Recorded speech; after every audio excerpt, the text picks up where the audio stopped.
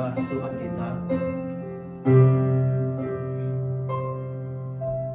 Ku rindu di setiap waktu hidupi kebenaran-Mu,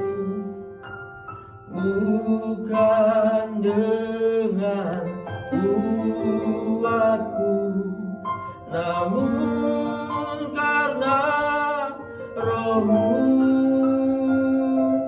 Yesus, Kau yang ku pegang teguh.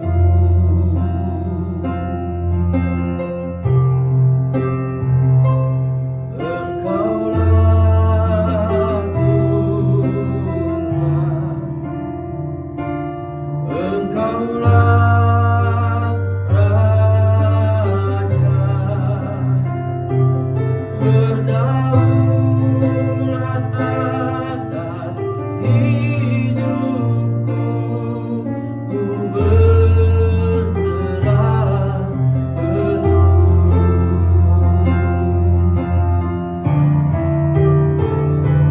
Engkaulah Tuhan,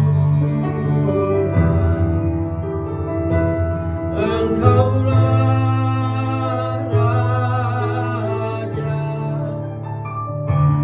berdaulat atas hidupku, ku berserah penuh.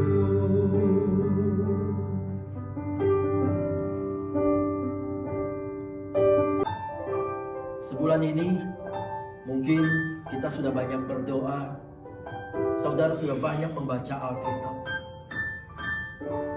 Tapi tidak bisa kita pungkiri bahwa ada hal-hal lain yang di luar kendali kita menjadi pemikiran kita.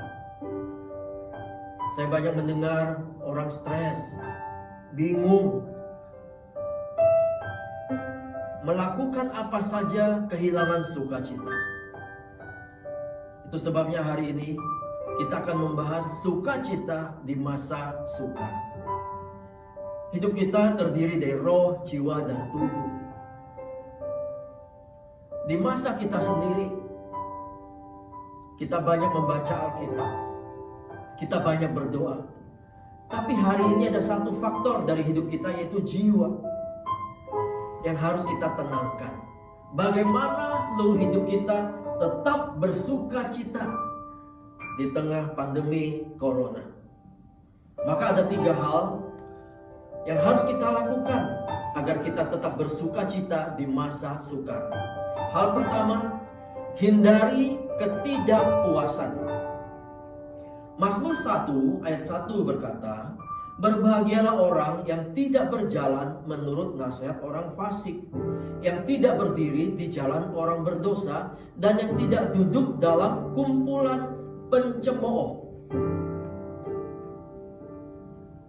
Kadang-kadang kita mencemooh, kadang-kadang kita berbicara sesuatu yang tidak seharusnya kita bicarakan, kita keluhkan oleh karena faktor ketidakpuasan kita.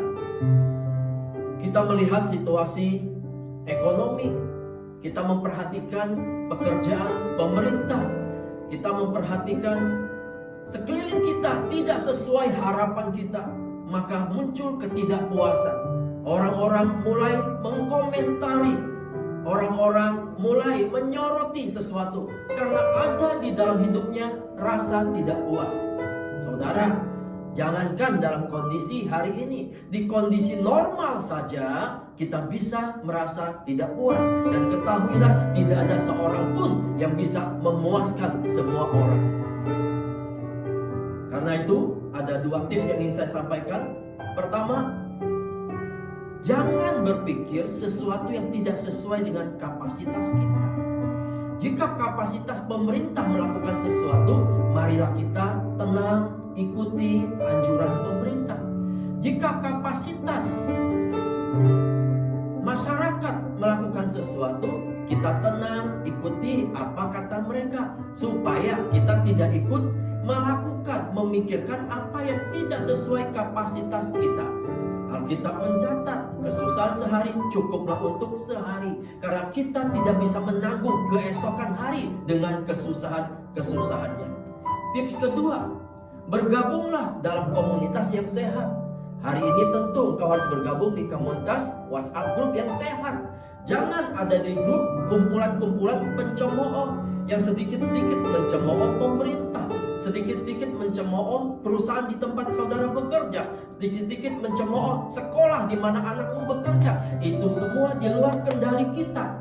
Tetaplah bersukacita dengan memilih ada di WhatsApp grup yang sehat, di mana hanya bicara tentang membangun, hanya berbicara tentang menguatkan, menasehati, menenangkan, menghibur. Maka kita secara jiwani pun akan sehat hari ini.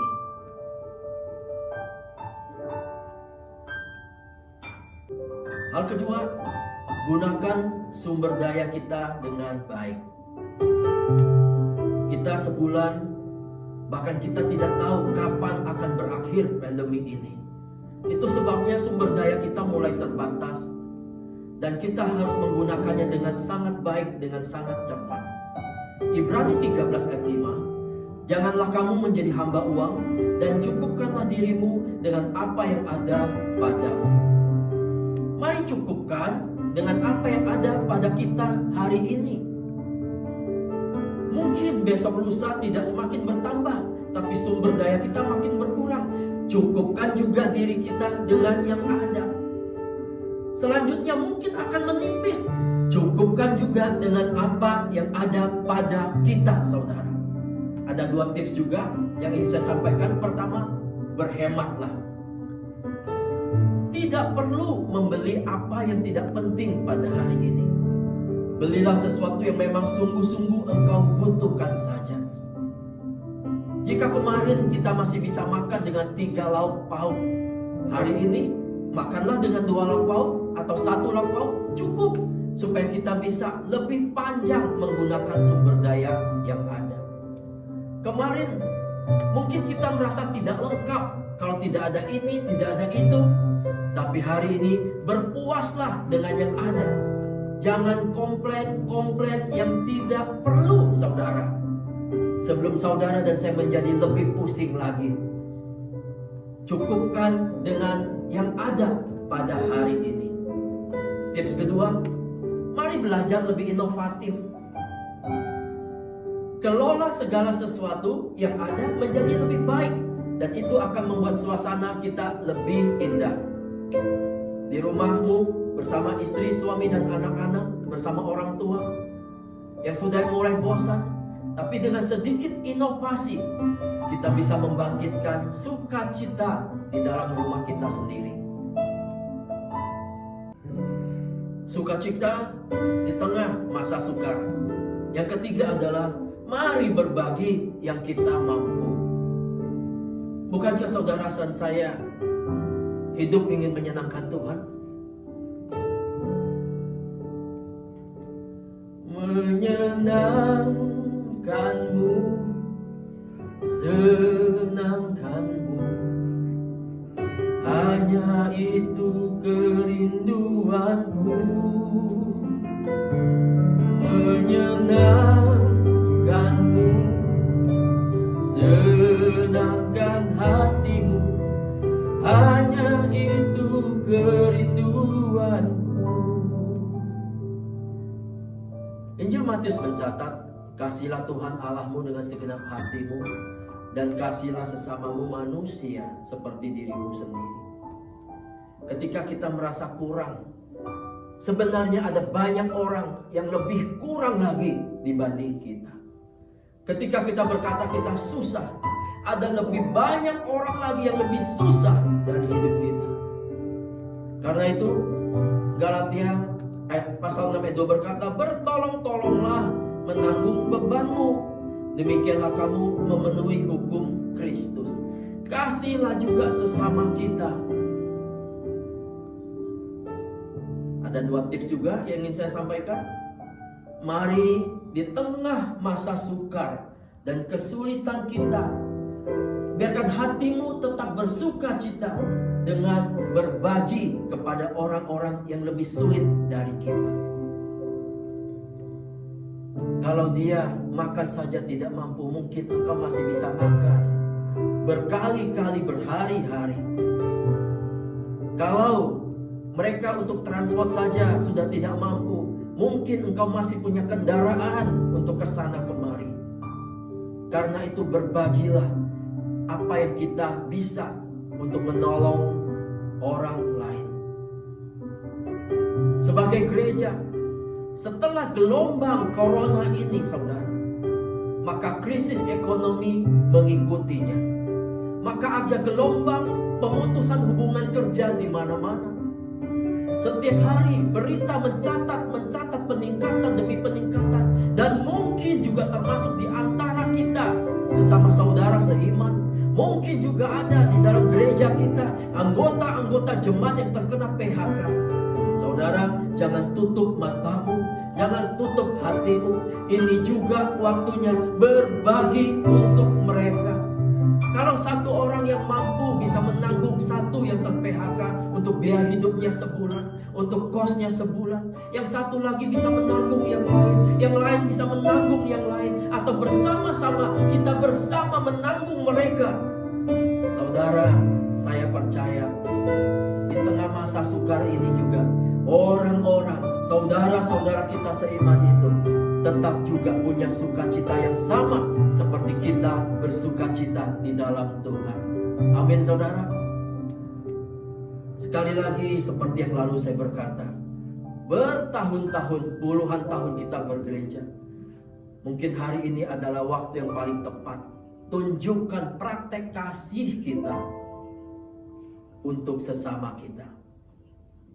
Akhirnya, di masa sukar ini hiduplah dengan sederhana. Hiduplah dengan simpel. Saya selalu berkata, cincailah. Udahlah. Tidak perlu mengada-ngada yang tidak ada. Supaya kita tidak terlalu menuntut, kita tidak stres dan membuat orang stres. Tetapi yang ada adalah kita bersukacita, membuat orang bersukacita, dan masa sukar ini kita sanggup melewatinya dengan kemenangan demi kemenangan bersama-sama. Terimalah berkat Tuhan. Maka Tuhan memberkati engkau dan keluargamu. Tuhan memberkati kesehatanmu. Tuhan memberkati seluruh hidup dan masa depanmu. Dan Tuhan memberkati seluruh rencana-rencanamu yang sesuai kehendak Tuhan. Terimalah berkat dari Bapa kita di sorga, cinta kasih Tuhan kita Yesus Kristus, juga damai sejahtera sukacita Allah dan kita Roh Kudus. Terimalah berkat Allah dan jadilah berkat dimanapun kita berada, sambil menantikan Tuhan Yesus segera datang kembali menjemput kau dan saya di awan-awan. Haleluya, dalam nama Tuhan Yesus Kristus sama-sama kita berkata, amin.